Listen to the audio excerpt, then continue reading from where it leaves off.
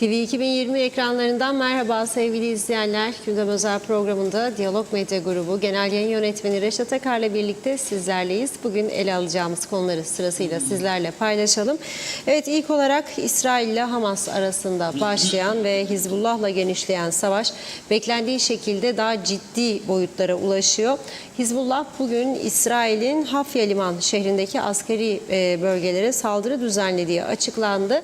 İsrail Ulaştırma Bakanı İran'ın kendilerine saldırması durumunda Güney Kıbrıs ve Yunanistan'dan yardım isteyeceklerini açıkladı. Bu açıklama Güney Kıbrıs'ta endişelere yol açtı.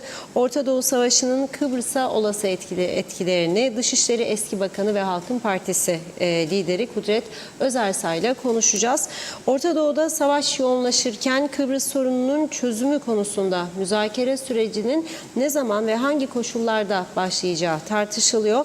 Birleşmiş Milletler yetkilileri liderlere 13 Ağustos tarihinde resmi bir görüşme çağrısı yapılmadığını açıklarken Rum liderliği bu konuda beklenti içerisinde olduğunu açıkladı.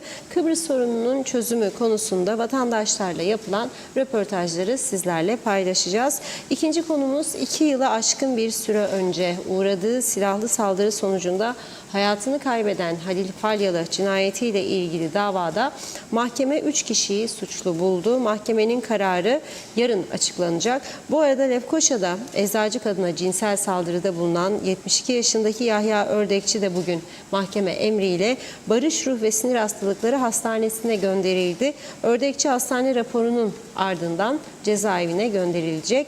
Bir diğer konumuz Lefkoşa Devlet Hastanesi'nde kalp pili kontrolü için giden ve saatlerce bekletilen hastalardan tepki yağdı. Hastane yönetimi bunu doğrularken randevu sistemindeki hatanın düzeltileceği bildirildi. Ayrıntıları var, ele alacağız. Son olarak da İstatistik Kurumu'nun yayımladığı verilere göre Temmuz ayı hayat pahalılığı %3,51 olurken bir önceki yılın Aralık ayına göre %37,65 ve bir önceki yılın aynı ayına göre %72,51 değişim gerçekleştirdi. Yine detaylarıyla ele alacağız. Evet, buyurun Reşat Bey.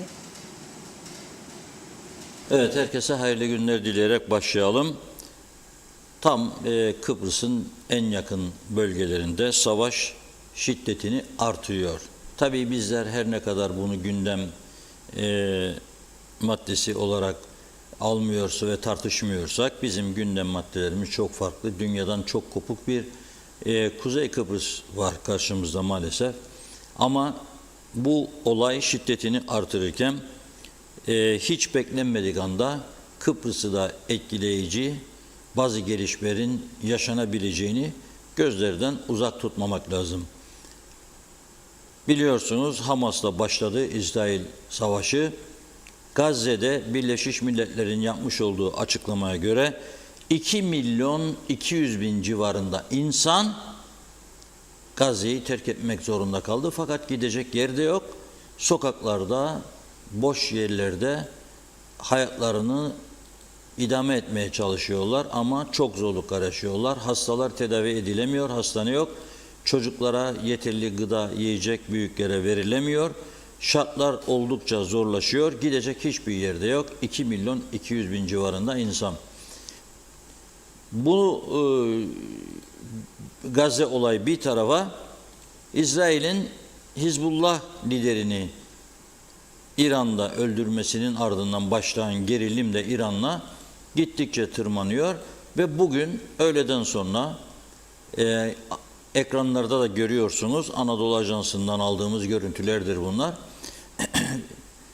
Hizbullah İsrail'in liman kentini Hayfa'yı vurmaya başlamış. Burada insansız hava aracı kullandığı iddia ediliyor daha doğrusu ve askeri karargahların hedef alındığı belirtiliyor. Ama daha dikkat çekici açıklama İsrail yetkililerinden geliyor. Diyor ki halka dikkatli olunuz, önlemlerinizi alınız, ayrıca gıda stoku yapınız. Bir ikinci duyurusu ise gaz krizinin çok yüksek bir olasılıkla yaşanacağı yönünde. Şimdi tabii diyeceksiniz Kuzey Kıbrıs'ta gaz kullanmıyoruz ama yemeklerde kullanıyoruz. Geçmişte de bunun sıkıntılarını çok yaşadık.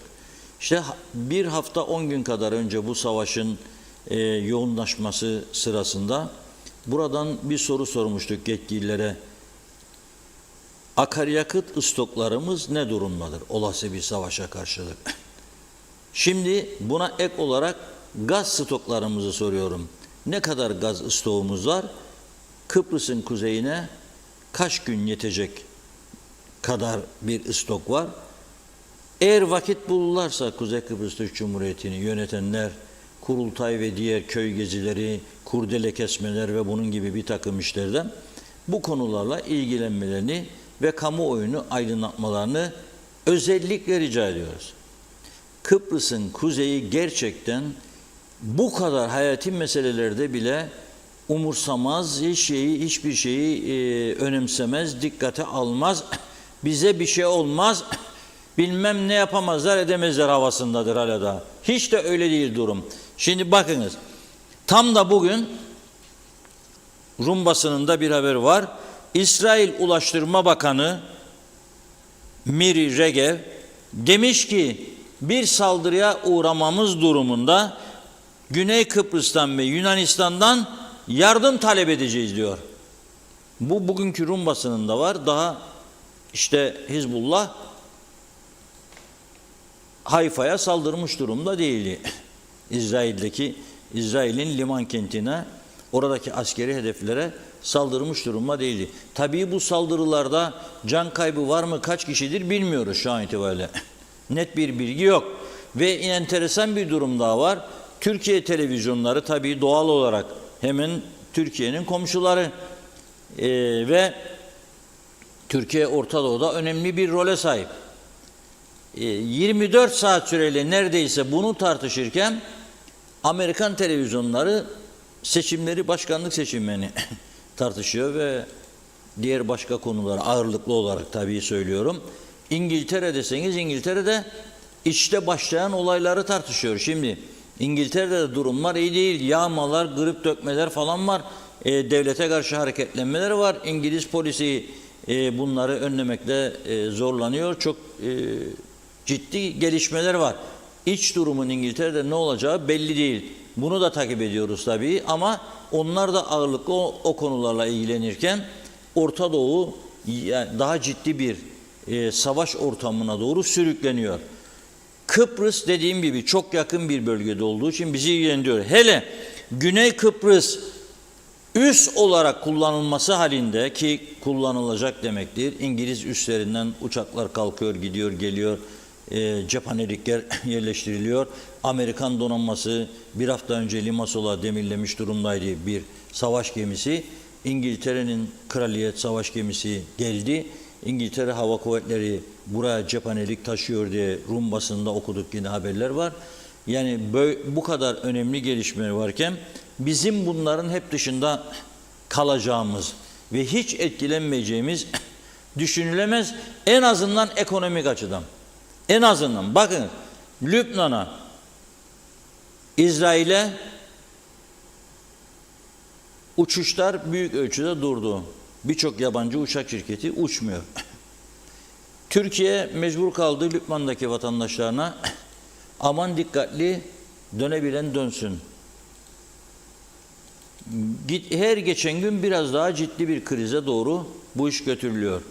Dün dünya borsalarının durumunu konuşmuştuk. Bugün hafif bir toparlanma olsa da özellikle İstanbul borsasını konuşursak 7,5 civarında dünkü düşüşten sonra bugün 2-2,5 gibi bir yükseliş var. Dövizdeki yükselişe de dikkatinizi çekiyorum bugün. Yine dövizdeki yükselişe de dikkat çekiyorum. Savaşların sonu krizlerdir. Ekonomik kriz ağırlıklı olarak. Tabii can ve mal güvenliği çok önemli ama uzaktayık bizi füzeler vurmaz diye düşünsek de ki o da belli değildir. Kıbrıs'ın güneyine üslerden dolayı nasıl bir müdahale yapacaklar da belli değil. İngiliz Hava Kuvvetleri ve donanması tatbikat yaptı. Olası İHA saldırılarını falan bertaraf edebileceğini bildirdi. Cesaret verdi, moral verdi ama Rumlar bu İsrail Ulaştırma Bakanı'nın açıklamalarından son derece rahatsız. Rum basını yazıyor bunu. Yani bizi bu işin içine mi sürüklüyorlar diyor. Rum hükümet sözcüsü de diyor, bizden daha fazla insani yardım isteyeceklerini biliyoruz diyor. Yani nedir? İsrail'in bazı bölgeleri etkilenirse ve insanlar oradan göç etmek zorunda kalırsa veya yaralanma, şu bu, hastaneler yetersiz, o insanların Güney Kıbrıs'a veya Yunanistan'a aktarılarak barındırılması gibi bir yardım düşünülüyor diye düşünüyorlar. Böylesi bir ortamdayız. Ve biz burada 21 Eylül'de Ulusal Birlik Partisi kurultayını konuşuyoruz. Kıran kırana bir seçim süreci var, kurultay süreci var. Ve biz burada neyi konuşuyoruz? Domatesin çekirdeğini 100 lira, 110 lira. Gerçekten yenecek gibi de değil ha. Domatesler yenecek gibi de değil. Daha savaş yok, bir şey yok. Neden bu kadar pahalı? Türkiye'de bugün bana video gönderdiler. Bir kasa domates 100 lira. Bir kasanın içerisinde 20 kilo olsa 5 liraya geliyor kilosu. 5 lira. 5 lira. Bizde de 100 lira. Bizim gündemimiz bunlar. Ama ben bu programı bugün birçok insanın bu konuyla ilgilenmediğini de bilirim. Bilerek gazetecilik görevimizi yerine getirmek mecburiyetindeyiz. Birinci konu yapıyorum bugün. Çünkü durum bir saat önce mesela ben konuştuğum arkadaşlarla bu durumu konuşmazdım. Yani herhalde dedim İsrail bu kadar hava kuvvetleri çok güçlü. Amerikan desteği var, İngiliz desteği var. İsrail'e bir savaşa girmeye cesaret etmezler diye düşünüyordum. Ama bir saatin içerisinde bu gelişmeleri görmeye başladık. Yani savaş burnumuzun dibinde gittikçe genişliyor. Ayrıca dünyanın önemli ekonomik uzmanlarından uyarılar var. Biraz önce bir arkadaşım gönderdi bana. 2025 yılı insanlığın doğuşundan bu yana yaşanan en ağır ekonomik kriz yılı olacak iddiası var. Dikkat edin. Bakın mesela İsrail Hamas'a yönelik saldırıları başlattığında bir ayda biter falan diye düşünüyorduk değil mi? Bir yıl oluyor. 2 ay sonra bir yıl olacak. Ama günler ne kadar hızlı geçiyor. Gidiyor günler. Günler geçiyor. Bir yıl oluyor. O kadar hızlı geçiyor zaman. Şimdi bunun İran bacağı var, Lübnan bacağı var. Genişleme durumu var. İnşallah Türkiye bu savaşın bir parçası olmaz ama Türkiye'de Müslüman ülkelerle ilişkisi, iyi liderlik vasfı var. Onlara yardımcı olmak ister tabii, en azından uluslararası toplantılarda, siyasi ilişkilerde ve ekonomik konularda. Bakalım nereye gidecek bilmiyoruz. Bu konular bundan sonra öyle görülüyor ki gündemin en yoğun maddeleri olacak. Şimdi biz bu konuyu eski Dışişleri Bakanlarından Halkın Partisi lideri Sayın Kudret Özersay'la da konuşmak istedik. Yani Orta Doğu savaşları bizi nasıl etkileyebilir? Bizim bu konuda alabileceğimiz önlemler var mıdır? Şu an itibariyle Kuzey Kıbrıs'ın bana göre olmayan önlemleri yeterli midir? Bütün bunları kendisiyle konuşmaya çalışacağız. Arkadaşlarımız arıyor. Ve ondan sonra da tabii Kıbrıs konusuna geleceğiz. Çünkü Birleşmiş Milletler Genel Sekreteri'nin 13 Ağustos'da New York'ta üçlü bir görüşme yapacağını iddia etmişti Rum lideri Christodoulidis. Bugün Rum basını diyor ki, bizim Cumhurbaşkanı Sayın Ersin Tatar yalanladı bunu ama bugün Rum basına bir Birleşmiş Milletler yetkilisine dayanarak diyor ki Birleşmiş Milletler Genel Sekreteri resmi bir davet yapmadı ama üçlü bir toplantı olabilir mi diye nabız yokladı diyor. Yani taraflarla görüştü, yoğun çaba harcıyor. Böyle bir üçlü toplantı olsun. Şimdi bu savaşın etkisiyle bu üçlü toplantı olur mu? Olmaz mı? Onu da konuşmamız lazım. Yani şu anki durumda onlar diyor garantiler olmayacak, askersiz olacak. Bizim tarafta iki eşit egemen devlet olmazsa bizi resmen tanımazsanız olmayacak diyor. Ama bu savaş ortamının yayılması, Orta Doğu'nun etkisi falan filan derken Acaba bu nasıl etkileyecek tarafların pozisyonunu, onu da göreceğiz. Hazır mı Kudret Bey? Cevap vermiyor sanırsam, bakıyorum. Henüz değil. Kudret Bey bu arada Karpaz yolundaydı. Arkadaşlarımız kendisini aradığında Karpaz'ın Mavi deniziyle buluşmak üzere oralara gittiğini söyledi. Güzel olay. İnşallah biz de imkan bulur gideriz Karpaz. Belki de ben 5 yıldır Karpaz'a hiç gitmedim yani. Halk Meclisi'nden bu yana Karpaz'a uğramadık. 4 yıl Evet. falan var. Evet, Hazır mıyız? hazır. Kudret Bey hattımızda. Hoş geldiniz yayınımıza. Merhaba. Hoş bulduk. Merhaba, iyi yayınlar. Reşat Bey, Karpaz'a gitmiyor musunuz siz? Selam hocam. Vallahi Karpaz'a özlemedim dersem yalan söylerim ama halk meclisleri için gittiğimizde 3 yıl oldu galiba, geçti. Evet. Vakit Evet. bulup gidemiyoruz. Hani derler ya, bazıları Avrupa'yı, Amerika'yı Ortaköy yaptı. Biz galiba Ortaköy'e de gidemeyeceğiz. Bu gelişmeler var. Evet. Bir yığın olaylar var. Evet. Mesleki sorumluluklarımız var. Ama kısa birkaç günlük bir tatil inşallah yaparız ya, bakalım. Tabii biz Kısmet. ailemizi görmeye, aileden birilerini görmeye geldik. Ama seve seve istediğiniz konuda değerlendirme yapabiliriz. Evet Buyurun. hocam. Çok tutmayalım size. O zaman tatilinizden Estağfurullah. 1 saat da gitmesi çok fazla zamandır bence. Onun için çok kısaca gidelim. Bu Orta Doğu'daki gelişme, şimdi Hizbullah İsrail'i vurmaya başladı. Hayfa kentine bazı askeri hedefleri bombaladığını söylüyorlar. Saldırı düzenlediğini, daha doğrusu insansız hava Evet. araçlarıyla. Bir de bu Orta Doğu'daki gelişmeler, Güney Kıbrıs'ı kullanmak istiyorlar daha yoğun bir şekilde İsrail, İngiltere, Amerika. Bunlar bizi Kıbrıs'tan baktığımızda hiç etkilemeyecekmiş gibi bir duruşumuz var bizim Türk tarafı, ama Rumlar bayağı telaşlı bu durumda. Evet. Siz nasıl değerlendiriyorsunuz? Bizi ne şekilde etkileyebilir? Bir Dışişleri Eski Bakanı diplomasinin içinde çok çaba harcadınız. Sizden dinleyelim. El Cezire Haber Ajansı'nın geçtiği habere göre işte dronlarla ve bazı füzelerle birkaç yeri vurmuşlar. Açıkçası bir süredir hep aynı şeyi söylüyorum bu konularda. Çok bu çatışmaların çok büyüyeceği ve bütün Orta Doğu'ya yayılacağı yönünde söylenen şeyi çok gerçekçi bulmuyorum. Sebebi de şudur.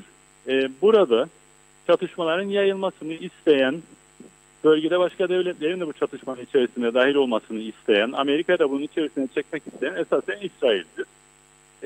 İsrail'de Netanyahu görevde bulunan ve aşırı milliyetçilerle kurmuş olduğu kabine, hükümet açısından baktığımızda toplum desteğini yeniden kazanmak için adeta dışarıda çok daha saldırgan bir tavır içerisine girmiş durumda. Ve Amerika'da ama İran'ı işin içerisine çekmeye dönük yaklaşımlara en azından Biden yönetimi şu anda sıcak bakmıyor. Tabii Amerika'da yapılacak olan başkanlık seçimlerinden sonra Amerikan başkanı değişirse daha farklı bir tavır gelişir mi? Emin değilim ama o konuda da bir yorum yapılabilir.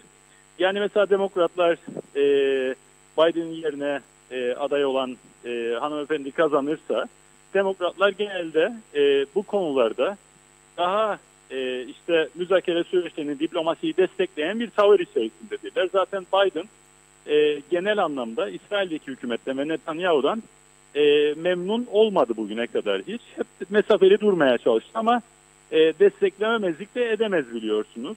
Geçen yıl yapılan Ekim'deki Hamas saldırısından sonra her hal ve şartta adeta İsrail'in yanında yer aldı Amerika.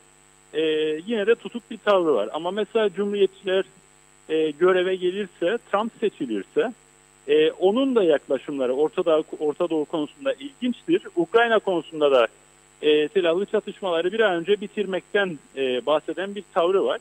Hatırlayacaksınız, Abraham Accords denilen Abraham anlaşmalarını Orta Doğu'da Trump yönetimi aslında arabuluculuk yaparak İsrail'i ve bölgedeki Arap ülkelerini barıştırma yoluna gitmişti. Dolayısıyla ben Amerika'da yönetimde kim olursa olsun, özellikle bu dönemlerde Amerika'daki ekonominin durumu da dikkate alındığında bir Orta Doğu'da savaşın yayılmasını istemiyorlar görüntüsü vardır. Ve burada esas İsrail'dir bu kışkırtmayı yapan. Tabii ki Hizbullah'ın arkasında İran var. Tabii ki yani Yemen'deki grupların, askeri militer grupların arkasında da İran var ve ortada bir vekalet savaşı dediğimiz bir savaş devam ediyor şu anda. Yani İran doğrudan kendisi savaşmıyor ama bu gruplar aracılığıyla Hamas'ı destekleyerek, Hizbullah'ı destekleyerek ve Yemen'deki askeri grupları destekleyerek İsrail'e çeşitli saldırılarda bulunuyor ama dikkat ederseniz kısa bir süre önce Suriye'deki diplomatik misyonunu İran'ın İsrail'i vurduğunda buna bir tepki olarak İran çok kısıtlı bir reaksiyon gösterdi ve aslında İsrail'e hiçbir zarar vermedi. Yani bu bir savaş sebebi olabilirdi diplomatik bir misyonun bu şekilde vurulmuş olması ama İran da temkinli davranıyor. Zaten İran'ın da kendi içinde sorunlar var. Özetle sorunuza cevabım şudur. Bu savaşın Orta Doğu'nun büyük bir kısmına yayılmasını isteyenler var ve başta İsrail geliyor. Bu isteği ortaya koyan ve çaba harcayan, başkalarını çatışmanın içerisine çekmeye çalışan. Ama genel anlamda ben bu yönde bir beklentim benim yoktur.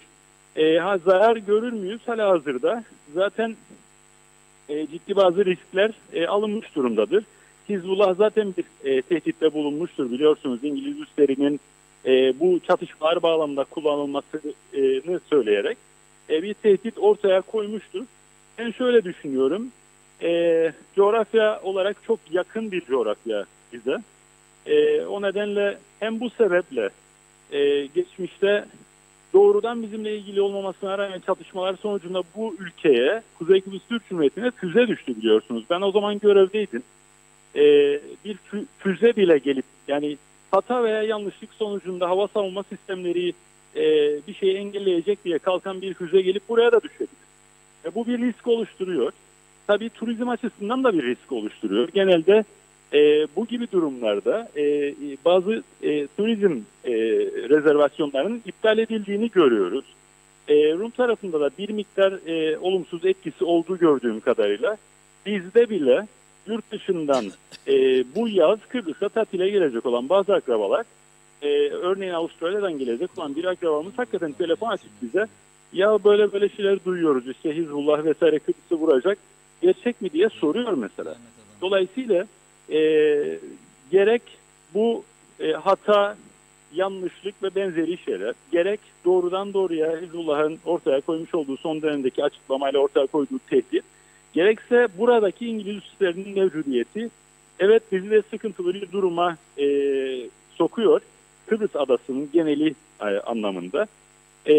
Ama dediğim gibi bu bölgede özellikle Türkiye'nin mevcudiyetinin sağladığı bir güvenlik var bize. Dolayısıyla önümüzdeki dönemde umarım bu bölgede çatışma yayılmaz. Ama benim öngörüm, benim değerlendirmem Orta Doğu'nun geneline yayılacak bir çatışma söz konusu olmayacaktır diye düşünüyorum. Her ne kadar İsrail bunun için uğraşsa da. İnşallah ama Orta Doğu'da sorunlu yerler var biliyorsunuz. Bir Suriye meselesi hala daha çözülmedi, düzelmedi. Irak var, Libya tamam değil. İki farklı başlı yönetimler var. Ama onların hepsinin içerisinde dünyanın farklı aktörlerinin güç dengeleri oluşmuş durumda. Sadece Suriye'ye bakın. Suriye'de rejimin kontrol ettiği bölgelerde Rusya Federasyonu'nun rejime verdiği bir destek var. Rejimin kontrol edemediği bölgelerde Amerika'nın desteğiyle bazı askeri militer gruplar var. Türkiye'nin kontrol ettiği belli bazı alanlar var ve orada bir iç denge, geçici bir iç denge oluşmuş durumda. Yani en kötü ihtimalle Amerikan üslerine veya birliklerine belli bazı saldırılar oluyor. Aynı şey Irak için de geçerli. Irak'ın belli bölgelerinde Amerikan ve İngiliz kuvvetlerine karşı zaman zaman saldırı oluyor ama genel anlamda bir iç denge, yani güç dengesi bir miktar oluşmuş durumda. Bunlar tabii ki kalıcı çözüm değil ve yani bir takım riskler içeriyor. İstikrar bu bölgede yok. ve uzun bir süre daha olmayacak gibi görünüyor. Evet. Yalnız şu ihtimalden bir kez daha bahsetmek istiyorum. Çünkü daha önce sizin programlarınızda konuşmuştuk. Özellikle Abraham Accords denilen Abraham Anlaşmaları, İbrahim Anlaşmaları çerçevesinde aslında İsrail'in komşularıyla, özellikle Arap ülkeleriyle ilişkilerin normalleştirilmesi, ticari ilişkilerin başlaması, doğrudan uçuşların başlaması gibi bir süreç yaşadık Trump döneminde. Bu süreç daha da iyiye gidebilecekken geçen yılki Ekim ayında Hamas saldırıları geldi. Aslında Ukrayna'nın, Rusya-Ukrayna savaşının dünyanın gündemini işgal etmesinden Hamas da çok rahatsızdı. Filistin meselesi dünyanın gündeminde çok alt sıralara düşmüş durumdaydı. Hamas'ın geçen yıl yapmış olduğu Ekim'deki saldırıdan sonra yeniden dünyanın gündemi Orta Doğu olmaya başladı. O İbrahim Anlaşmaları bir nevi büyük oranda askıya alınmış oldu ama özellikle Amerika'da Trump yeniden seçilirse hatta demokratlar bile başkanlık seçimini kazanırsa, Kamala bile kazanırsa ben bu İbrahim Anlaşmalarının yeniden canlandırılabileceğini, bu bölgede tek çıkış yolunun özellikle ticaret ve benzeri yollarla birbiriyle savaşan, kavga eden devletler arasında karşılıklı bir bağımlılığın geliştirilmesi olduğunu düşünüyorum. Bunun haricinde bir çıkış yolu yok ama maalesef uluslararası aktörler de bir taraftan arka plandan bunu biraz fitliyorlar. Çünkü dünya genelinde global düzeyde Amerika ile Rusya Federasyonu ve Çin arasında büyük bir rekabet var şu anda. Orta Doğu'da da bu rekabetin alttan alta ciddi şekilde sürdüğünü görüyoruz son dönemde. Bölge bir çatışmaya gitmeyecekse bile bu kısıtlı silahlı çatışmaları maalesef bu uluslararası aktörlerin birbirini çekememesi ve rekabeti de tetikliyor ve teşvik ediyor ve provoke ediyor. Aynı şekilde Afrika kıtasında da benzer bir rekabet, yani diğer aktörlerin, bölge dışındaki aktörlerin o bölge üzerinde kendi oyunlarını oynamaya kalkmaları aslında bu bölgeleri geriyor, istikrarsızlık yaratıyor daha ziyade açıkçası. Evet, şimdi Kıbrıs Adası'nın güneyinde kaldı tabii, üstler biliyoruz ama neticede özellikle Dikella burnumuzun dibinde, yani Bermud'unda Dikella arası ne kadar çok kısa olmasa da adanın güneyinde kaldı diye. Onlar devamlı toplantı yaparak Bakanlar Kurulu'nda alınabilecek önlemleri görüşüyorlar. Çünkü Kıbrıs'ın güneyinde de hem Filistinliler var, İranlılar var, İsrail vatandaşları var. Turizmde İsrail vatandaşları İngiliz'den sonra ikinci sırada. Yani çok sayıda 550 bin civarında İsrail vatandaşı güneyde tatil yapıyor. Savaş devam ederken bile gidiyorlar orada. Bizim tarafta da İranlılar, İsrailler, Filistin var. Yani bizim taraf hiç, biz nasıl olsa işte Türkiye var, anavatan bizi bekler. Tamam ya, oraya edelim, bize görev düşmez, mangal, kurdele murdele, tamam. Bu olur mu yani? Göstermelik de olsa, göstermelik de olsa bu yüce meclis bir gün toplanıp bir gizli oturum yapsa, Cumhurbaşkanı, hükümet üyeleri de orada otursa, konuşsalar, en azından az program başında söyledim, bir gaz stoğumuz nedir, akaryakıt stoğumuz nedir, bir şey olsa gıda stoğumuz nedir, ne kadar unumuz, şekerimiz, pirincimiz vardır. Hiç yani böyle bir hareket görün. Sizce bu doğal mıdır bu yaptıkları? Doğal mıdır yaptıkları? Vallahi sizin yani siz bizim meclisten böyle bir şey mi beklersiniz? Bizim meclis yani haftada 2 defa toplanıp yaz ayında 4 ay boyunca tatile giren, hükümete geldiğimizde canımızı yememize rağmen işte en fazla 2 tane 3 tane yaz döneminde genel kurul toplantısı yapan, olağanüstü toplantı çağrısı yaptırmıştık biliyorsunuz. Onun haricinde de bunu bir külfet olarak gören bir zihniyete sahip bir siyaset var bizim memlekette. Çalışmayı enayilik olarak gören bir zihniyet var.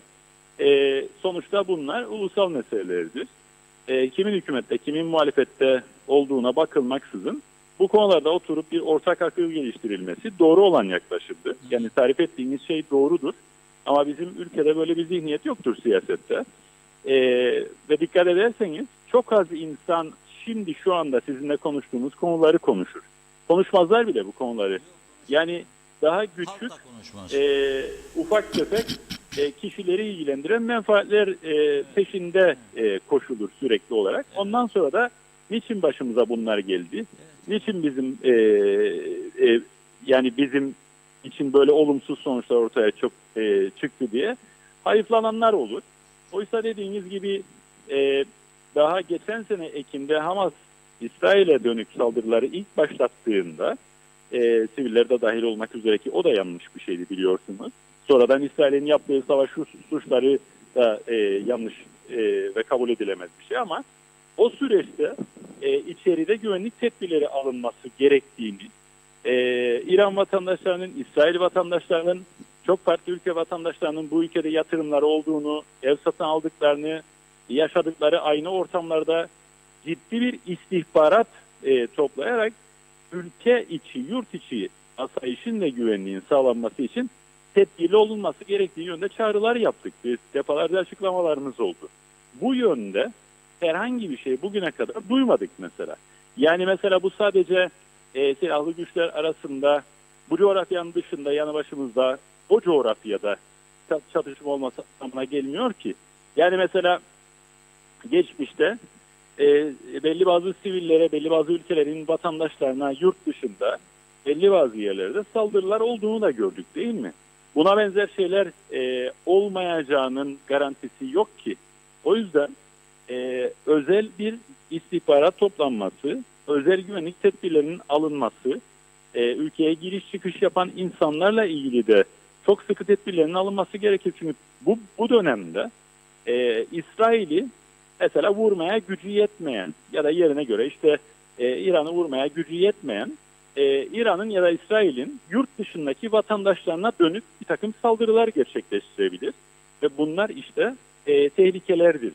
Sizin az önce söylediğinizin devamı niteliğinde söylüyorum. Gerek bu, gerekse turizmin bundan nasıl olumsuz etkilendiği ve ne gibi tedbirler alınacağı konusunu tabii ki oturulup konuşulması gerekir. Ama kimden bizim memlekette siyasetle uğraşanların böyle bir dış politika, uluslararası gelişmeler, dünya nereye gidiyor diye bir endişesi, gayleti maalesef yok. Doğrudur. Evet, çok teşekkür ediyoruz Sayın Özersay. Ben Karpaz'da teşekkür ederim. güzel bir tatil diliyoruz sizler için. 5-6 günlük bir Covid'in ertesinde, koronanın ertesinde, ki bizi perişan etti maalesef, bir nefes alma ihtiyacı hissettik. Çünkü hakikaten gayet o güzel. konuda da bir şey söyleyeyim, gerçekten gerek test yaptırdığım yerde, gerekse doktorla yaptığım konuşmada anlıyorum ki yaygın bir biçimde tekrardan bir Covid var, meselesi evet, var. başladı benim Herkes tanıdıklarım. biraz var. tedbirli olursa iyi olur diye düşünüyorum. Evet, doğrudur.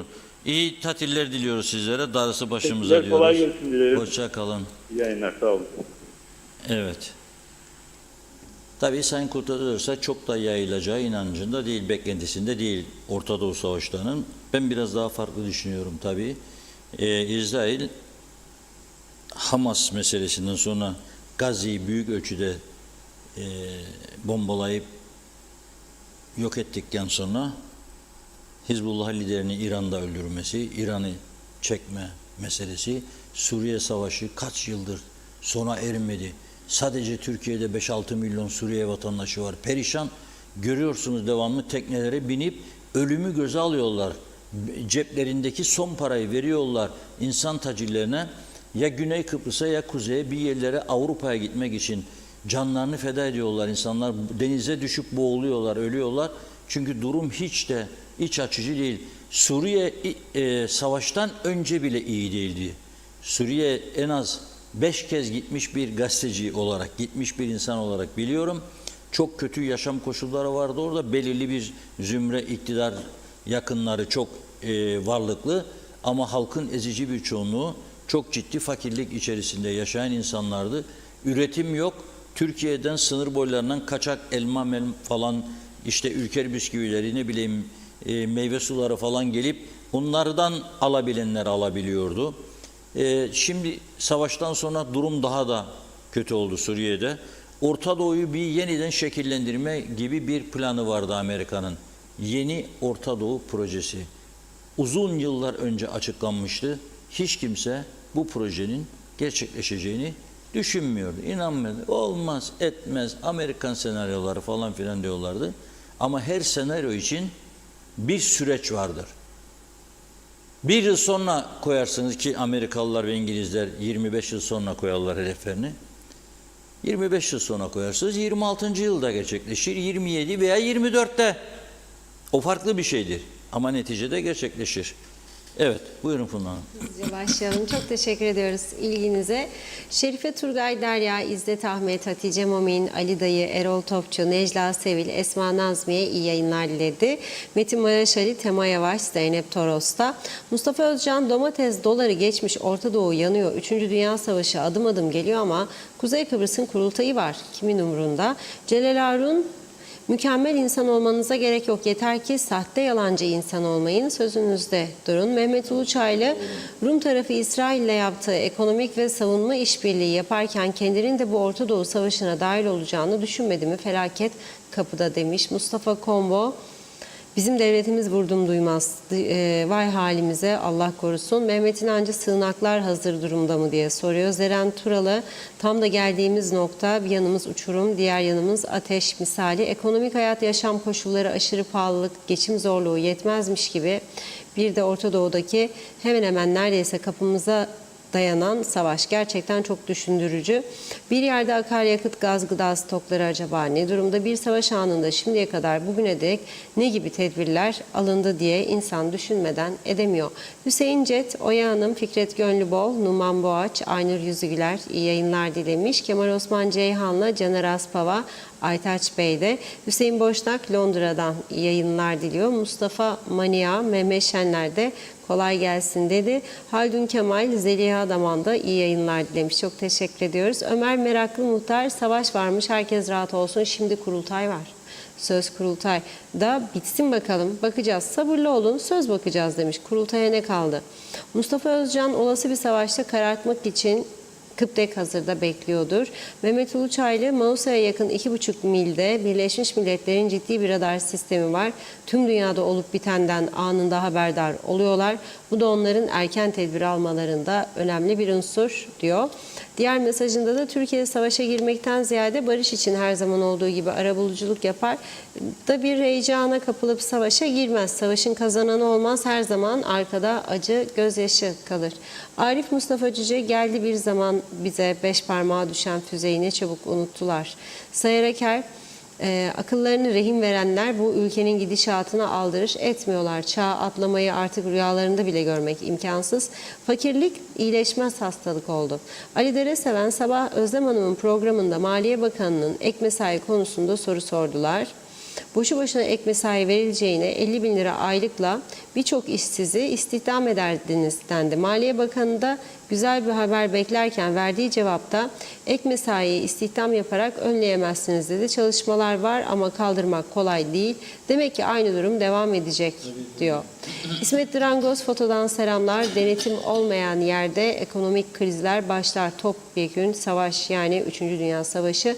Serkan Atayler, Londra'dan selamlar. Biz de şu an İngiltere'de içinde ırkçıların çıkardığı bir sürü olay var. Devlet bunlarla uğraşıyor. Orta Doğu haberlerde az. Büyük bir savaş çıkarsa Kıbrıs'ı etkileyecek. En basiti, güney atılan bir füzenin bile kazara kuzeye düşme ihtimali var. Yönetenler uyansın artık, tatili bırakıp hemen meclisi toplasınlar. Ne yapabilirler? Bakmaları lazım. Hala tatilde olmaları inanılmaz. Nazime Nalbant, İskele'den herkese sevgilerini yolladı. Elektrik su parası neden çok yüksek diyor. 10.000 TL var faturalarda. Nasıl ödenecek? Nacizane soruyorum. Durum çok vahim. İnşallah savaş olmasın demiş. Barış olsun. Seviliyorsunuz. Mehmet Bey, küçük yerleri yönetmek kolay. 2 kamyon domates getir, fiyat düşer. 50 bin ağaç dik, yemyeşil olur. Ama kim yapacak? Yaparsa anca Reşat Akar bir parti kurar ve yapar. Sayar Aker, sakın ha İsrail'le savaş açılmasın. Ülke yenilmez ülke. Biz soralım anca domates kaç lira? Ali Dereseven, ülke ateş çemberinin tam içerisinde, meclis olağanüstü toplanıp değerlendirme yapmaları gerekirken hiçbir şey yokmuş gibi tatillerine devam ediyorlar. Mehmet İnancı, Orta Doğu yanıyor, bizimkiler de mangal yakıyor. 99 gün tatil biter mi? Bizde ciddiyet yok. Bir de Morehiya ayıklaması var. Soner Sabriler, bakanlar milletvekillerinin kurdele kesmekten fırsat bulurlarsa demiş, Kuzey Kıbrıs'ta ilgilenirler dediniz. Kurdele kesmeye alıştılar. Öyle bir alıştılar ki arkadaşlarının sünnet düğünü, doğum günü partilerine devam edilse neredeyse orada bile kurdele kesecekler diyor. Bugün milletvekiliyim, bakanım, yarın da öbür günde vekil bakan. Ta ki seçim olana dek son güne kadar maaşları yatacak. Bana ne demiş Kuzey Kıbrıs'ın sorunundan derler. Görülen budur diyor. Güzinatik normal yaşantımız bu kadar zorlaşıyorken su, elektrik, sağlık, çevre kirliliği, okullar. Merak ediyorum Sayın Cumhurbaşkanımız neden Bakanlar Kurulu'nu toplayıp bakanların bu sorunları halletmeleri için direktif vermiyor? Masaya yumruğunu vurup bakanlara direktif vermesi gerekir. Halk bunları bekliyor. Fikret İpekçioğlu coğrafya olarak yakın olsak da bizimkiler Yüce Meclis tatiline devam ediyor. Yani hiçbir şeyi umursamıyorlar. Celal Şifa Harun'un mesajı: savaş ölümdür, yıkımdır, kandır, gözyaşıdır. Geride telafisi olmayacak psikolojik ve ekonomik felakettir. Nerede olursa olsun savaşa hayır. Mustafa Deniz Gezen: 2 torba alın, içine patates ekin, kuru yiyecek depolayın, bu iş büyüyecek bence demiş. İnşallah olmaz ama tedbir alınmalı, çok önemli diyor. Arif Yüce Türk Reşat abi bunların derdi kurultay. Bu halk aç ölse bile umurlarında değil, çalmaya odaklandılar dedi. Bir iki mesaj daha aktaralım. Fikret İpekçioğlu: bizim meclis, yüce meclis mangal çevirir, meclis tatil yap, meclis kurdele kes, torpille ihale kazandır, sahte diploma alan milletvekilleri, olayları kapatanlar demiş. Girne'deki eczacılara dokunmayan meclis hangi ülkede var böyle? Meclis diyor Fikret Bey. Serdar Cesurer iyi yayınlar dilemiş. Salih Mullalı da kolay gelsin Kıbrıs'ı seven herkese. Asım Çiftçioğlu, Erdal Yarkın iyi yayınlar diledi. Salih Mullalı: varsın dünya yansın, kimin umurunda, varsa da yoksa da kim daha fazla yutacak diyor. Mehmet İnancı da demiş ki dünya karışıyor Reşat Bey, fakirlik gelecek, hazırlıklı olalım diyor. Ve ayrıca demiş ki Reşat Bey, Karpaz'ı bırakıp Londra'ya gelin, havalar da güzel. Süper bir tatil olur eminim dedi Mehmet Bey. Teşekkür ediyoruz. Yine devam edeceğiz. Buyurun. Evet, şimdi tabii siyasilerin pek umurunda değil diyoruz bu yaşadığımız olaylar. Yani Orta Doğu'daki olaylar gerçekten umursadıklarını söyleyemiyoruz. Yani arada bir belki 2 satırlık bir şey paylaşım yapanlar oluyor ama esas mesele ülkemiz ne durumdadır? Ülke ne durumdadır? Her ülkenin olağanüstü şartlarda kullanabileceği gıda stokları var mesela bir savaş durumunda. Bu bizim stoklarımız eskiden vardı. Şimdi var mı? Varsa ne durumdadır? Bilen yok. Akaryakıt zaten zaman zaman eksiliyoruz. Gaz eksiliyoruz. Güneyden talep ettiğimiz zamanlar oldu gaz. Buna karşı bir hazırlığımız var mı? Ben öyle görüyorum ki yoktur. Olması için zaten oturup Bakanlar Kurulu'nun olağanüstü toplantı yapması lazım. Meclisin olağanüstü toplantı yapıp bir takım kararlar alması lazım. Ve yine olağanüstü şartlarda söylemek istemediğim bazı düşüncelerim vardı. Söylersem yanlış anlaşılabilir, yanlış yönlere çekilebilir. Bize bir şey olmaz düşüncesine de hiç katılmam. Her an her şey olabilir. Bakınız, emekli Rum ordu komutanı Yunanlı general Türkiye'de 15 Temmuz FETÖ darbesi olduktan sonra ne dedi? Bilir misiniz ne dedi? Tam fırsatıdı Türk askerini Girne'de denize dökmek için dedi. Türkiye orada onunla uğraşırken saldırmalıydık dedi. Tabii bizim ordumuz güçlü. Saldırıp da denize dökebileceğine ihtimal vermiyoruz ama düşünce tarzı önemlidir. Ve savaş olmasını da istemeyiz. Ne biz onlara saldıralım ne onlar bize saldırsın. Ama her türlü olasılığı göz önünde bulundurmak lazım. Hamas'ın saldırısı, diskoda eğlenen gençlere yönelik saldırısı sonrasında Gazze yok oldu gördüğünüz gibi. Binlerce insan öldürüldü. Çocuklar öldürüldü ve öldürülüyor. Hiç kimsenin kılı oynamıyor. Arap ülkelerine bakınız. Müslüman kardeş hayatta inanmadım ben zaten bu sözlere. Kardeşim elhamdülillah var. Yok, yalandır o. Yoktur öyle bir şey. Mesela Kıbrıs meselesine bakalım. Hiç bizim yanımızda olduklarını gördük mü bunların? Kıbrıs meselesine bakalım. 74 hareketi olduğunda Gaddafi Libya'dan bize uçakları göndermişti buraya. O kadar. Türk ordusuna verdi birkaç tane uçağını. Ama bize yardım gördünüz mü? Bir şey yaptılar mı bizim için burada? Yoktur böyle bir şey. Katar'dan, Kuveyt'ten geldi mi buraya herhangi bir yardım? 2 tane, 3 tane okul, hastane. Yoktur böyle bir şey. Yoktur. Ama biz İsrail meselesinde Türkiye devamlı Filistin'in yanında oldu. Olmaya da devam ediyor güçlü bir şekilde. Bu Türkiye'nin politikasıdır. Ama bizi, Kıbrıs'ın kuzeyini hiç etkilemeyeceğini düşünmüyorum ben bu olayın. En azından ekonomikman bizi çok etkileyecek. Ya dün sabah uyandık işte, İstanbul borsası 7,5 falan, piyasalar darmadağın. Döviz nereye gidecek diye konuşmaya başladık. Döviz gene bugün yükselişte. Birkaç gün sonra ne olacak bilmiyoruz. Ya o yüzden hani eşit ve egemen eşitlik istiyoruz. Egemen, eşit iki devlet. Hani eşit bir devletin yapması gerekenlerin %1'ini olsun yaptığımızı gösterelim yabancılara karşı. Ya belki derler ki ya bu insanlar da bir şey yapıyor. Bak uluslararası alanda da falan filan meclisleri toplandı. En azından olası bir durumda nasıl ayakta duracaklar, ne yiyecekler, ne içecekler tartışıyorlar. İyi düşünceler vardır falan filan. Ve bu Kıbrıs meselesini nasıl etkileyecek? Yani Kıbrıs Rum liderinin ben aklını oynatmış, iyi düşünemeyen bir insan olduğunu düşünmem. Hristodilides kendi toplumu için, Helen toplumu için çok fedakarca çalışan ve kurt bir siyasetçidir. Bu 13 Ağustos'u üçlü toplantıyı nereden çıkardı? 13 Ağustos'u. Yani bu adam akıl hastanesinden çıkmış değildir.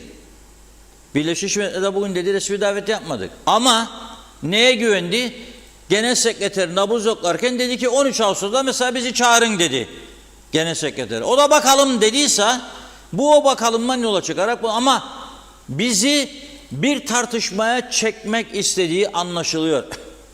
Bizim taraftan çünkü anında ne tepki gitti? Böyle bir resmi davet yok ama zaten biz oturmayık masaya dendi. Eşit ve egemen şartlarımız ve tanınmazsa oturmayık. Şimdi o bizden istediklerini saklıyor perde gerisinde, bizi istemeyen, uzlaşmaz taraf olarak göstermeye çalışıyor. Adam aslında kurnazca bir politika yürütüyor. Diyor ki bak ben çağrı yapıyorum bunlar istemiyor diyor. Kıbrıs meselesi güvenlik endişelerimizi garanti altına alacak şekilde çözülürse iyi mi olur? Evet, iyi olur. Bakın mesela atletizmle yarışan Buse meselesi. Bugün bir makale okudum. Meğer o da çift vatandaşlık mağduru. Onunla baba Türkiye kökenli, anne Kıbrıs kökenli. Dolayısıyla Buse'ye Kıbrıs Cumhuriyeti kimliği vermiyorlar. Vermedikleri için de Buse bazarı, çünkü Facebook'ta Karaman çoktur biliyorsunuz. Diyorlar neden Kıbrıs Cumhuriyeti'yle gitmedi, kendi memleketi de Türkiye'yle gitti. Kabul etmezler kendini. Kabul etmezler. Vermezler kimlik. Odur sebep. O yüzden Kıbrıs sorunu çözülürse bu insanlar kimlik sahibi olacak. Ve bu artık öyle 100-200 değil, çok sayıda insan var bu şekilde. Parayı veren Ruslara, Çinlilere verdiler vatandaşlığı. Ama burada anneye babası öz Kıbrıslı olanlara ve Rum hastanelerinde doğan çocuklara dahi vermiyorlar. Neden? Bunu bir baskı unsuru olarak kullanmak istiyor. Bizi çözüme zorlamak için. Rum tarafı. Bütün hareketleri plan ve program sonucudur. Bizde böyle bir şey yoktur tabii. Hiçbir zaman olmadı ve olmayacak da. Bakalım vatandaşlar ne diyor? Havada, karada, denizde Ömer Kadiroğlu vatandaşlara Kıbrıs sorunu sordu. Birlikte izleyelim. Tarafı müzakerelerin başlamasını istiyor. Türk tarafı ise şartların henüz oluşmadığını söylüyor. Sizce müzakerelerin başlaması ve çözüme gidilmesinin zamanı geldi mi? Valla çoktan geldi geçti de ama sonuç alınır mı? Yıllardan beri böyle bir şey var. Masadan kaçan onlardı. Yani çok bir şey de beklemiyoruz aslında. Yani bir çözüm olacağı inancınız Yok, sıfır. kalmadı. Peki Kıbrıs sorunu çözülürse yaşam koşullarının iyileşeceğini düşünüyor musunuz? Tabii ki. Tabii ki. Ne Bu- değişir mesela? Her şey değişir. Her şey değişir. Dışa bağımlılık değişir. Ortak müzakerelerde yani ortak yönetimde çok şeylerin değişeceğine inanıyorum tabii ki. Daha iyi olur. Daha iyi olur tabii. Şimdi buradan alın en ufak örnekleri işte burada. Fiyatları görüyorsunuz. Geçin bir de güney kesimine. Aynı şeyler orada geçerli mi? Hayır. Her şey hükümetin kontrolünde. Bir zam yapılacaksa bile önce Bakanlar Kurulu, ondan sonra onay verilir de yapılır. Her şeyimiz oradan daha iyi yani. Oranın pozisyonları daha iyi. Düne kadar bizim de iyiydi. Yani bir anlaşma olursa bizlere iyileşme olur. Tabii ki iyi olur. Olmaz. Neden? Olmaz.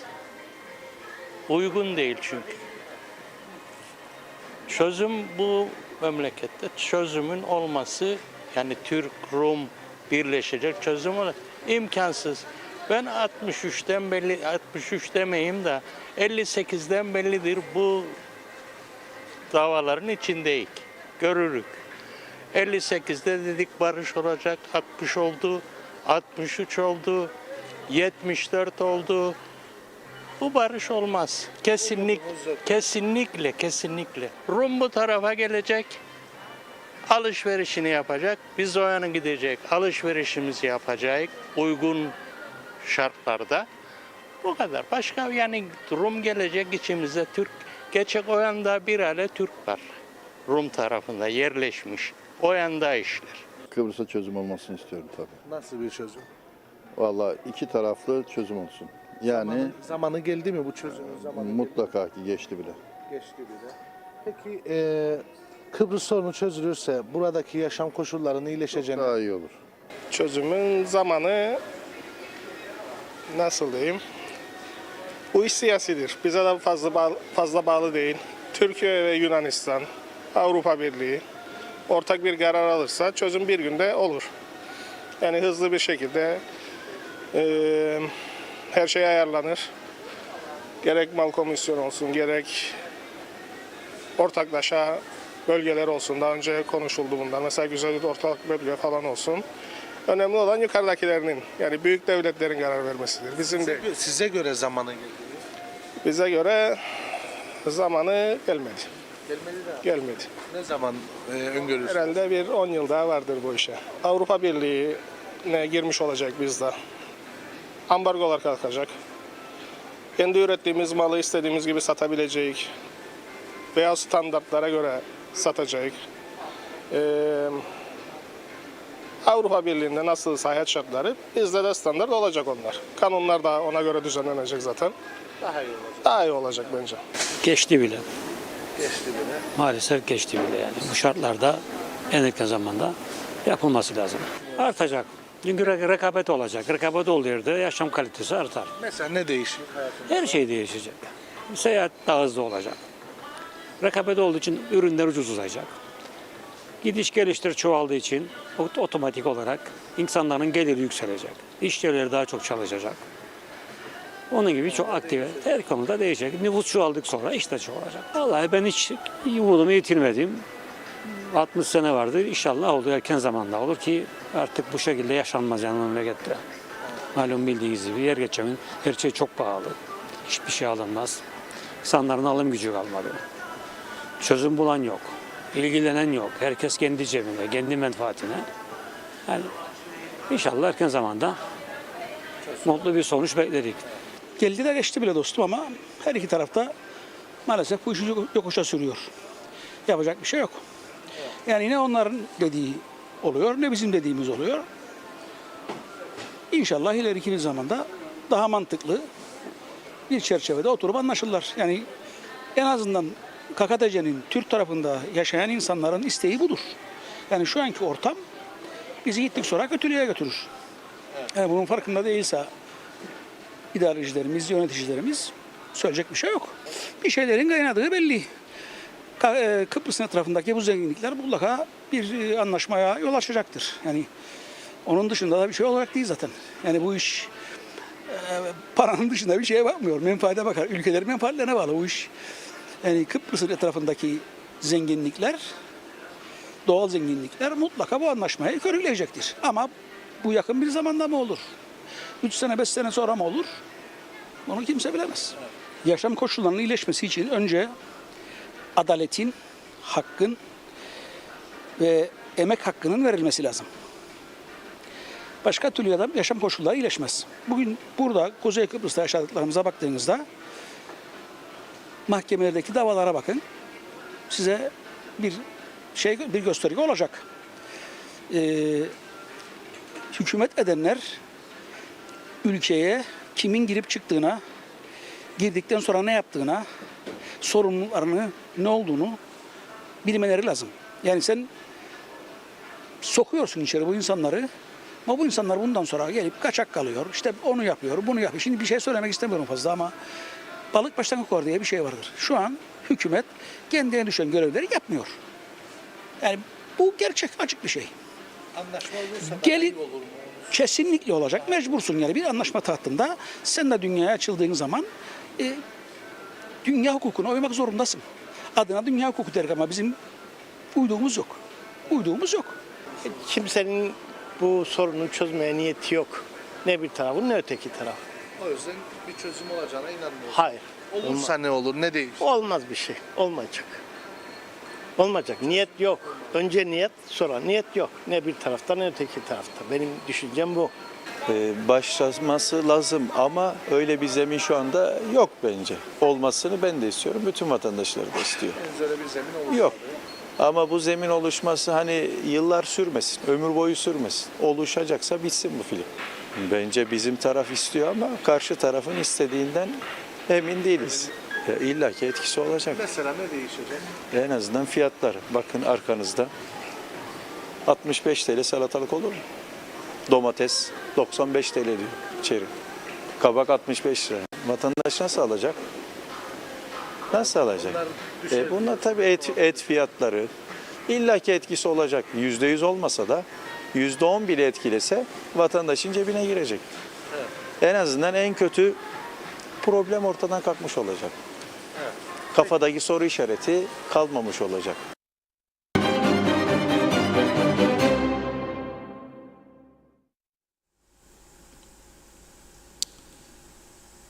Evet, bu vatandaşların bir kısmı endişeleniyor ama görüyorum ki daha iyi şartlarda yaşayacağını düşünenler çözüme destek veriyor. Ne açıdan mesela? Bunlardan bir tanesi sağlık. Diyorlar ki daha iyi sağlık hizmeti al. Ben buna inanırım. Bakın, 2 hafta önce bir ailevi şeyden dolayı gittim Rum kesimine. Eşlik ettim. Dedi ki bana Rum doktor, sigortanız var mı bizim tarafta dedi. Niye dedim? Sigortanız varsaydı devlet öder dedi. Yoksa biraz pahalıdır bu iş dedi. Sigortamız yok dedim. Bu büyük bir mağduriyet. İyi dinleyin lütfen. Büyük bir mağduriyet. Yani hastanede bakınacağım diye de can mal güvenliğimi tehlikeye atayım da geçsin beni yarın. O mesele değil. Can güvenliğimizi garanti altına alacak tabii ki ama bu haklardan yararlanacak. Şimdi o diyor ki ben sana bu hakkı vermem. Neden? Haklıdır. Senin benim sigortalarıma 1 kuruş katkın yok. Sen o bir tarafta sigorta kurumuna verin. Ben burada Rumlardan parayı toplayacağım. Topladığım parayla da seni tedavi edeceğim. Yapmam bunu dedi. 2003 kapılar açıldıktan sonra Anastasiadis Cumhurbaşkanı oluncaya kadar bedava hastanelerde baktılar bize. Devlet hastanelerinde, özelde değil. Sonra Anastasiadis dedi ki bir dakika bakma dedi. Evleri bizim yağmaladılar. Arazileri satarlar, paraları kaparlar. Ferrari'lerde gezerler. Ne bileyim ben lüks Mercedes'lerde gezerler. Evi arkadaş, bir de biz bunlara şimdi hastanede bedava hizmet veriyoruz. Bunlar bizim anlatmaya barışacak ondan sonra yani. Ay. Bir eli yağda bir eli balda bu adamlara. Kesti bize. Özetlemek gerekirse sosyal devlet anlayışında vatandaşın sağlık sorunlarını çözmek devletin görevidir. Ama devlet hastanesine gidiyorsunuz, olmuyor. Hatta bazen doktorlar diyor, vallahi ben sana tavsiye ederim, sen git özele de burada bu uzmanlık sahası yeterli değil falan filan gidiyor.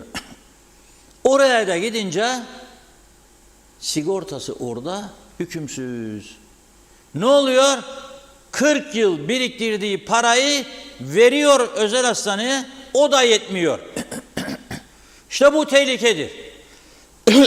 Bu bir gelecek açısından baktığımızda endişe verici bir durumdur.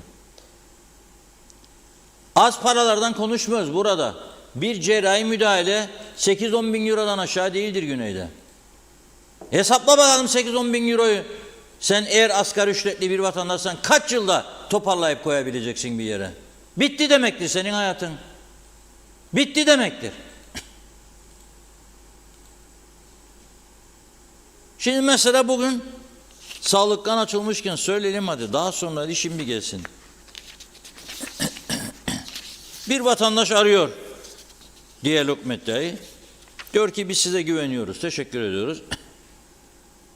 Lütfen bir muhabir gönderin diyor arkadaşlarımıza. Gidiyor muhabirimiz. Kalp pili kontrolü için kendisine saat 10'da randevu. Şimdi kalp pili takmış daha önce ama bunun kontrol edilmesi lazım. Saat 10'da randevu verildi diyor. Aldım diyor kayınvalidemi. Gittim diyor saat 9'da hastaneye. 14.30'a kadar bekledik. Bakılmayınca sarıldık telefona, sizi aradık. Tabii ben arkadaşlar dedim ki bizim nedir prensibimiz? Tek taraflı habercilik olmaz. Karşı tarafın da görüşünü almamız lazım. Şimdi önce hasta yakınının şikayetini birlikte izleyelim sesinden, sonra hastaneden aldığımız cevabı paylaşalım. Burhan Nalbantoğlu Devlet Hastanesi'ndeyiz. Ayakta Tanı Merkezi'nde bir randevunuz vardı ve bir sıkıntı yaşıyorsunuz. Sizden dinlemek istiyorum. Evet, dün bizi aradılar. Benim kayınvalidem kalp ve şeker hastasıdır. Pilli var. Dün aradılar bizi. Dediler ki yarın saat 10'da pil kontrolünüz var. 10'da hastanede olun. Saat 9'da geldik. Bize 61 numarayı verdiler. Ve bu saat olmuş. Halen daha bekliyoruz. Az önce pil ölçümü yapan beyefendiyle hastalar birbirine girdiler. Yani kayınvalidem daha az önce girdi içeri. Bu arada saatte 2.30. Tabii ve benim eşimin kolunda protez var. Kendi yemek hazırlayıp yemez. 2 tane de çocuğum var ve şu saat olmuş halen daha evde aç bekliyorlar. Ve kayınvalidemin 12'de içmesi gereken hapları var. Onların bir suçu olmadığını, eski pil bıraktığını, yeni pil ölçüm yapanın geldiğini söylediler. Yanlışlık olmuş. Bir daha böyle bir şey olmayacağını söylediler ama içeride dünya kadar pil hastası görüyorsunuz, işte size çıkıyorlar. Saat 2.30 olmuş. Hani burada birine bir şey olsa kim müdahale edip kim hesabını verecek? Biz bir yerleri arayıp şey yaptığımız zaman ise yasal olmadığını söylüyorlar bize. Yani şikayetçi olmayı. Aynen o şekilde ama yani bir şeyin değişeceği de yok. Geliriz buraya, randevu alırız. Gireriz doktora, oturur bekleriz, affedersiniz eşek gibi. Çıkar oradan saat 9'da der ki doktor gelmeyecek. Yok yani yok, bu şeyin düzeleceği yok. Hastanız şu anda kontrol edildi mi? Evet, edildi. Kontrol edildi ama saat 2.30'da. Evet, saat 2.30'da. Çağrınız nedir yetkililere bu noktada? Bir an önce acil yapamadıkları şeyi yapsınlar. Bir an önce yapamadıklarını yapsınlar. Bir sistem otursunlar adam gibi. Yani başhekim gelsin otursun burada bakalım sıcağın içinde. Sıcaklı soğuk yerinden kalkıp gelip otursun bakalım buraya. Oturabiliyor mu? Oturamaz. İnsanlar kalp hastası pilli ter içinde oturuyorlar orada. Olacak iş değil, rezillik.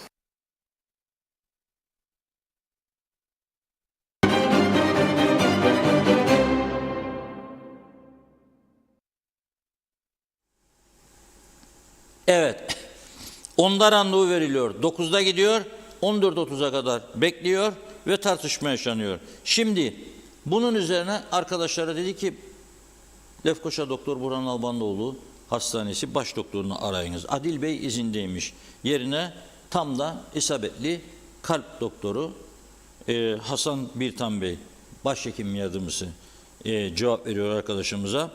Diyor ki kalp pili kontrolleri için Türkiye'den ilgili firma gelip cihazlarını kuruyor ve randevu verilen hastaların kalp pilleri kontrol ediyor. Normal şartlarda 36 hasta bugün için kontrole çağrıldı. Ancak hastaların numaraları ilgili firmada da var ve onlar da kayıtlı hastalara çağrı yaptı.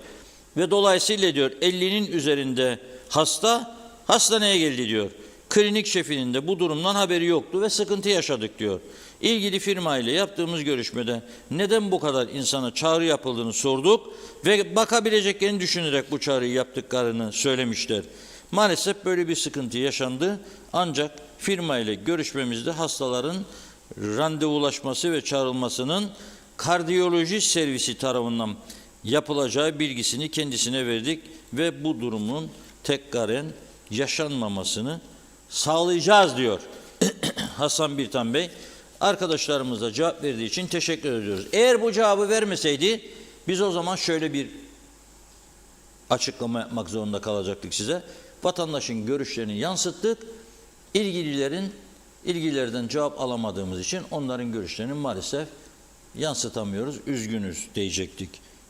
Cevap verdiği için de Hasan Bey'e arkadaşlarımıza aydınlattık. Teşekkür ediyoruz. Bu bizim gazetecilik anlayışımızın bir gereğidir. Tek taraflı haber yapmıyoruz ve arkadaşlara devamlı söylüyorum. Tek taraflı olmaz. Karşı tarafta cevap vermiyor.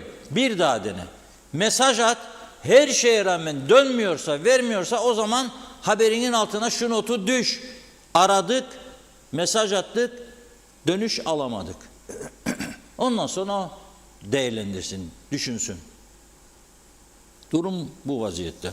Başbakan Ünal Üstel bugün önceden açıklanmadığı halde Ankara'ya bir günübirlik ziyaret yapmış. Cumhurbaşkanı Yardımcısı Sayın Cevdet Yılmaz ile bir araya geldi ve ekonomik, iktisadi ve mali işbirliği anlaşması süreciyle ilgili projeleri değerlendirmişler 2024 yılı için. Şöyle değerlendiriyor Ünal Üstel, Kıbrıs Türk halkının refahının artması, özür dilerim, Sayın Cevdet Yılmaz bunu diyor. Kıbrıs Türk halkının refahının artması ve Kuzey Kıbrıs Türk Cumhuriyeti'nin gelişip güçlenmesi önceliğimizdi. Bu nedenle geçtiğimiz yılda olduğu gibi önümüzdeki dönemde de verimli işbirliği, eşgüdüm ve dayanışma içerisinde çalışmalarımızı sürdüreceğiz. Türkiye olarak uluslararası toplumda Kıbrıslı Türklerin haklı davasını savunmaya, anlatmaya ve Kuzey Kıbrıs Türk Cumhuriyeti desteğimizi sürdürmeye devam edeceğiz diyor. Tabii Sayın Üstel bu arada Ankara'ya gitmişken Dışişleri Bakanı Hakan Fidan'la da bir görüşme yaptı. Bizde sahte diploma meselesi ne olacak diye soruyorsunuz değil mi? Biliyorum bunu. Bugün Türkiye Yüksek Öğretim Kurulu YÖK bir açıklama yaptı. Çünkü Türkiye'de de meğer sahte diplomalar uçuyormuş havada. Öyledir yani neticede hepimiz Türk'üz ve sistemin özelliğidir bu. Kısa yoldan köşe dönme, tersine tıraş. Birçok ortak özelliklerimiz var. Buraya da müthiş bir şekilde bulaşmış durumdadır. Şimdi orada da varmış ve diyor ki sosyal medyada bazı hesaplardan Türkiye'deki birçok farklı üniversitenin fakültelerine ait sahte diploma satışı yapılıyor diyor. Bu haberler üzerine üniversiteye yazı gönderdik. Tüm mezun bilgilerin yüksek öğretim bilgi sistemine aktarılması ivedilikle tamamlanmalıdır diyor. Yok. Orada da ciddi bir sorun. Burada kılana da mesaj gidiyor. Bakalım bu sene bizim buradaki üniversitelere ne kadar çok kayıt yapılacak, bu sahte diploma skandalları falan filan oldu bitti. Onu da göreceğiz tabii. Evet Funda Hanım. Evet, mesajlara geçelim Biraz kaldığımız mesaj alalım yerden. sizden lütfen. Biraz okuyalım. Şenol Tatlıcıoğlu selamlar, iyi yayınlar dilemiş. Hasan Özgür, Çetin Saldun, Mahmut Can da iyi yayınlar diliyor. Zehra Sencer, Karpaz'dan sevgilerimle iyi yayınlar. Zarif İnce, Fevzi Mehmetçioğlu da iyi yayınlar diledi. Çok teşekkür ediyoruz. Vildan Esemen, Reşat Bey çok haklısınız. Kıbrıslı Türkler dünya yansa yorganım yok içinde diye yaşıyorlar. Durum çok kötü. Mehmet İnancı gaz ve akaryakıt stoğunu kim açıklayacak? İzzet Ahmet, madem bayrak sallanır, bakan olanlar derdi bayrak, insanlar ne olacak? Yeter ki bayrak dalgalansın. Selçuk Özenli, kimse savaş istemez ama bazen şımarıklık yapıp saldıran çocukların da kulağı çekilir. İsrail kaşınıyor, kaşıyacaklar demiş. Sıra bize de gelir. Biz tedbir aldık mı? Ona bakalım. Hasan Nihat Erduran, sivil olağanüstü hal ve savaş planları vardır. Güvenlik kuvvetleri komutanlığıyla barış kuvvetleri sorumludur. Bu planları ilgisiz bilgisizlere anlatmak suçtur. Otel, site, bodrumlar kullanılır. Hastane, sığınak, seferi birlik karargahı. Hasan Nihat Erduran diyor.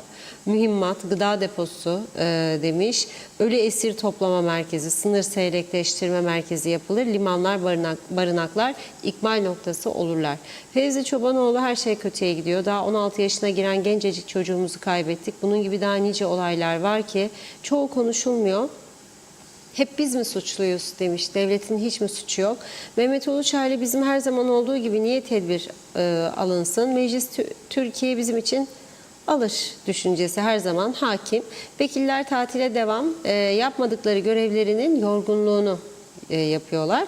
Cemil Kurç, bizim yiyecek stoğumuz vardır. Sayın Cumhurbaşkanımız Molehiya stoğu yapıyor bize dedi.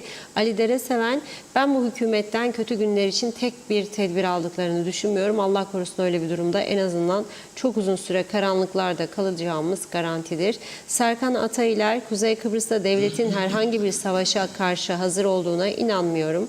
Ne sığınak var ne gıda birikimi. Kuzey Kıbrıs gün yer gün yaşar maalesef. Benim şahsi düşüncem bu. Çok yazık. Hasan Nihat Erduran, komşunun 1821, 1931, 50, 55, 63, 67, 74 iştahı bilinir. Tedbiri de alınmıştır. Orta Doğu Türkiye'siz hiçbir sorun çözemez. Savunmada sıkıntı yok. Zafer daima piyadenin süngüsü üzerinde yazar. Sürpriz dolu bir Türk ordusu var. Elektronik gücü, piyade gücü, hava, deniz, hayalet, drone, silah gücü, kıyas kaldırmaz bir üstünlüğe sahiptir. İsteyen dener, görür. Salih Mullalı, gerçekten Kıbrıs Cumhuriyeti sahibiyken Rum bize ortak alacağına inanıyor musunuz diye sormuş. Cemre Akar, Lider Eğitim Merkezi olarak ülkemizde gelişim ve düzelme yolunda görüş ve önerileriyle katkı sağlayan ve geleceğe ışık olan Diyalog TV yayınlarını her zaman beğeniyle takip etmekteyiz. Lider eğitim kurumları olarak 14 yıldır sevgiyle öğretiyor, özveriyle gelecek nesilleri çalıştırıyoruz. Muhteşem bir kadroyla yeni akademik yılda yine büyük başarılara imza atmak için hazırız demiş. Sevgi saygılarımızı iletiriz. Fikret İpekçioğlu, Yüce Meclis'teki kafalar kökten değişmeli. Hasan Nihat Erduran, 63 işgal ve istilasıyla devleti ganimetle yiyen Rum yönetimi biz olmadan anayasaya uygun bir yapı değil. ABBM hakemlerdir, uyanalım demiş. Esasın etrafında dolanmasın kimse. Oya Hanım, gerçekten çok merak ediyorum, bizim devlet yöneticileri bu kadar beceriksiz mi, yoksa Türkiye'den Kuzey Kıbrıs'a kurulan kokuşmuş sisteme piyon olabilecek kapasiteye sahip olanlar mı diyeyim ben bir araya getirdiler. Dünya nelerle uğraşıyor, bizimkilerse lay lay lom. Salih Mullalı, yama olarak gel konuşalım ya da azınlık ya da gel benim idaremde Türk olduğunu belli etmeden yaşamına devam et dersen ancak olur yazmış. Ali Sürget, abi doğru konuşuyorsun. Her zaman seni dinlerim demiş. Hiçbir konuda değişen yok diyor. Sayar Eker, demokrasiye hasret kalan bir halkız, daha nice ömürlere sabırlar dilerim demiş. Bakıyorum yeni gelen mesaj var mı? Evet, bunu okuduk. Turgay Gezen, kim ne derse desin yaşadığımız tüm sıkıntılar Türkiye'deki tek adam rejimi ve bu rejime her konuda biat eden kendi idarecilerimizden kaynaklanmaktadır. Evet, demiş. Salih Mullalı, halkın şikayetlerini daha fazla ağırlıklı haber yapmanız çok faydalı. Kimse kaç kişi meclise gelmiş gitmemiş umurunda değil. Halkın sorunları önemli. Yıldız Gözütok, Feridun Yıldız Gözütok iyi yayınlar dedi ve son olarak Yücel Barbaros da rüzgar var diye az mı akaryakıtsız kalındı? Bir de savaş çıktığını düşünün diyor. Evet, mesajları şimdilik tamamladık. Teşekkür ediyoruz. Buyurun. Evet, buyurun. Bugün Girne'de önemli bir duruşma vardı. Neydi bu duruşma? 8 Şubat 2022 tarihinde uğradığı silahlı saldırıda şoförü Murat Demirtaş'la birlikte hayatını kaybeden Halil Fallalı cinayetiyle ilgili davada mahkemeye kararı açıklandı. Tabii cezanın ne olduğu yarın açıklanacak. Ağır Ceza Mahkemesi'nde yargılanan sanıklar Ömer Tunç, Veysel Sarı ve Musa Çiçek planlayarak adam öldürme suçu başta olmak üzere 17 davadan suçlu bulunmuşlar. Girne Ağır Ceza Mahkemesi Başkanı ve yargıçları sanıkların organize hareket ederek, planlayarak silahlı saldırıyı gerçekleştirdiklerine vurgu yaptı. Heyet planlayarak adam öldürme suçunun müebbet hapis öngören ceza yasasındaki en ağır suçlardan olduğunu belirterek sanıkları yargılandıkları davalardan suçlu bularak mahkum ettiklerini açıkladı. Heyet sanıklara verilecek hapis cezasının yarın açıklanacağını belirtti. Yarın açıklanacak. Bu arada hafta sonunda Lefkoşa'da biliyorsunuz 3 değişik yaş geldi bu adamla ilgili, bilmiyorum. Adı Ördekçi, Yahya Ördekçi. Dün 75 diye okumuştum size. Bugün muhabirimiz 72 diye veriyor. Bir şey değil, 75-72 fark etmez. Gidiyor biliyorsunuz eczaneye.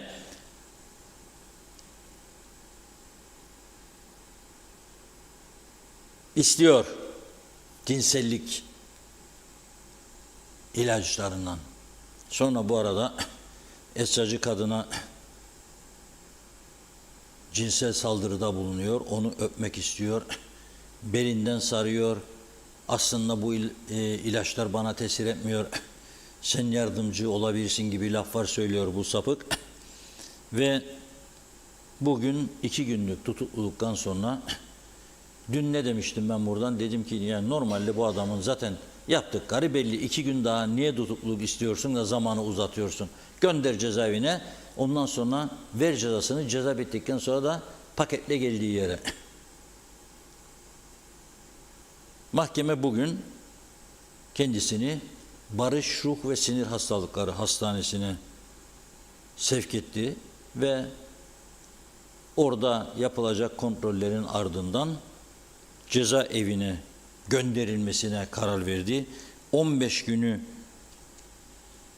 aşmayacak şekilde cezaevinde bekleyecek ve yargılanacak demektir. Yani yargı bu konuda çok hızlı bir şekilde hareket edeceğini gösterdi ki olması gereken buydu. Dün Türkiye'de enflasyon rakamları açıklanmıştı ve bugün de daima öyledir. Türkiye'de açıklandıktan bir gün sonra da bizde açıklanıyor. İstatistik Kurumu Kuzey Kıbrıs Türk Cumhuriyeti'nde hayat pahalılığının Temmuz ayında %3.51 arttığını açıkladı. %3.51. Son bir yıl neymiş? %72.51. Türkiye'de 68 kusur çıkmıştı. Kaçtı? Türkiye'de 61.78. 61.78. Temmuz ayı ise 3.23. Bizde Temmuz ayı 3.51, yıllık 72.51 olarak. Peki en fazla artış nerede olmuş soruyorum. Bilin bakalım. Tahmin edin. Böyle hesaplama oluyor işte. En yüksek artış %15.11 ile şöyle diyorlar, haberleşme grubu. Aslında haberleşme grubunda sonra detaylarda nasıl açıklıyorlar biliyor musunuz? Dergilerde artış olmuş. Dergi, gazetede değil ha. Dergi var mı ya şu anda Kıbrıs'ta? Okuyan var mı? Varsa da yani dergi olduğunu bilmiyorum ama okuyan var mı? Gazete kalmadı. Bakınız en büyük tehlike nedir biliyor musunuz? Forever tiyarinsi de nüfusa göre dünyanın hiçbir ülkesinde olmayan miktarda lüks araba ve villa var, yüzme havuzlu. Fakat yazılı gazete, eğer Diyalog bugün Allah korusun durdum derse yoktur standlarda gazete.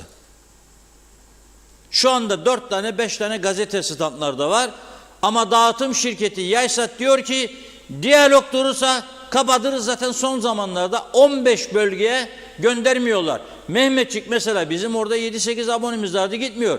Lefke bölgesi 14 abone gitmiyor. Erenköy'e gitmiyor. Kısalttılar dağıtım yerlerini çünkü gazete tirajları bütün ülkelerde düştüğü için bunlar diyor bizi kurtarmıyor diyor. Türkiye gazeteleri de gelmiyor artık buraya. Sadece 3 gazete Kıbrıs'ta basıldığı için Hürriyet, Milliye, Sabah. Onlar da burada basılıyor. Ama onların da satışları 2 yıl öncesine göre neredeyse yok denecek kadar azaldı. Dibe vurdular. Çok düşük. Yerel gazetelerinde öyle. Diyalog çok şükür sizler sayesinde iyi bir noktada olduğu için lokomotif götürüyor. Diyalog bugün desin ki bizi de kurtarmıyor ki biz 15 lira yaptık 10 liradan 15 lira yaptık ama bunun %40'ı dağıtım şirketi alıyor. Dünyanın gelişmiş ülkelerinde 18 ile 22 arasıdır bayi komisyonu. Bizde %40 oldu. Neden? Kurtarmıyor beni diyor işletmeci.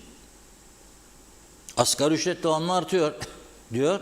Akaryakıt, araç bakım onarımı çünkü araçlarla dağıtılıyor.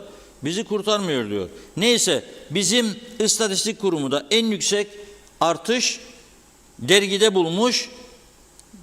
2. sırada maydanoz, 3. sırada kırmızı lahana. Fiyatı en çok düşenler ise kavun, tabii yaz meyvesi, patlıcan ve bamya. Onlar da yaz sebzesi. Üretim arttıkça fiyatlar düşüyor doğal olarak. Ama en çok yükselen 3 madde enteresan. Kırmızı lahana yemesek de olur ya. Ama maydanoz mesela önemli bir gıda maddesi. Köfte yapacaksa mesela Funda Hanım gittiğinde ve maydanozsuz köfte mi olur? Olmaz. O yüzden maydanoz fiyatlarını biraz düşürelim aşağı. Hem domates fiyatlarını. Şimdi domates yemezsek ne zaman? Ama domateslerin ve salatalıkların ne tadı var ne tuzu var. Sümük gibi salatalık kesiyorsun, içi akıyor. İstisnalar kaideyi bozmaz. Belki bazıları iyidir. Bana denk gelmiyor. Ne zaman salatalık istesem, öyle domates istesem içi erimiş, tatsız tutsuz bir şey. 100 lira vereceğim, alacağım ve zehirleneceğim diye düşünüyorum. Yani bu doğru bir şey değil. Tamam mı Funda Hanım? Yeterli mi bugün bu konuşmamız? Yeterli. Peki, yeterli diyor. Yeterli. O zaman bu kadarla noktalayalım. Başka yeter diyor. Evet, biz de size teşekkür ediyoruz değerli yorumlarınız için ama programı kapatmadan hemen bir anons da yapmak istiyorum. Yarın saat 10.30'da Başbakan Ünal Üstel sevgili Cemil Akar'ın 360 derece programını konuk olacak. Bunu da buradan belirtelim. Evet, yarın yine aynı saatte görüşünceye dek şimdilik hoşça kalın.